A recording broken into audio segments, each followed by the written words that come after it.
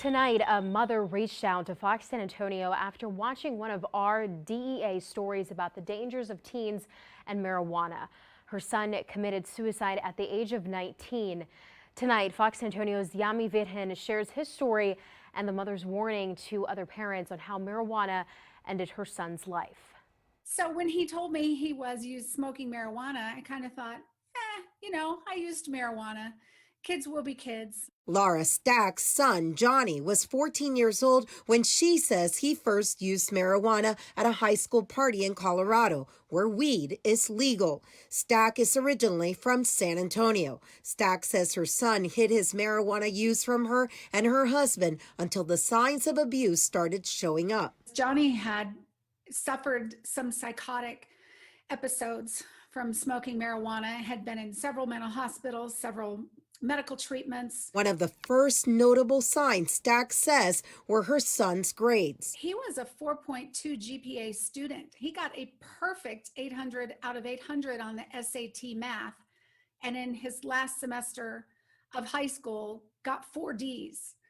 So it clearly took away his ability to learn, his motivation, his capacity to live a normal life. Johnny's mother says the use of legal marijuana in Colorado led him to have psychotic episodes, panic disorders, and anxiety attacks. He wrote in his journals 4 days before he died even that the mob was after him, that the university he attended was actually an FBI base, and that he was a terrorist. Just clearly psychotic, delusional thinking.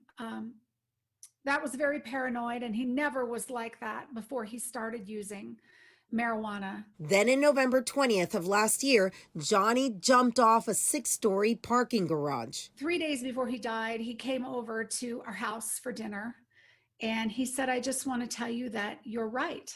And I said, "About what?" He said, "About the marijuana. You told me that it was bad for my brain, and the marijuana has ruined my life and my mind. And I'm sorry. And I love you."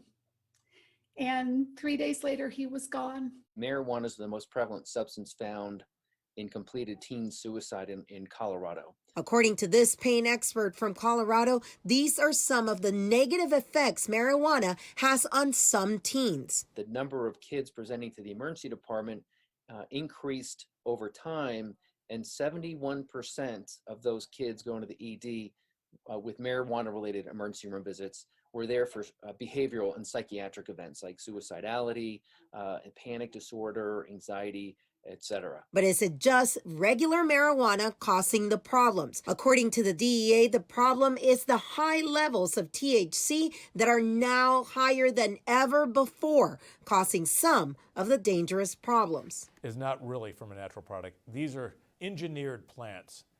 These are plants genetically been altered to become strong like this by specialized botanists and scientists. That's why the DEA is warning parents to be vigilant. This is not a DEA agent being an anti-marijuana guy.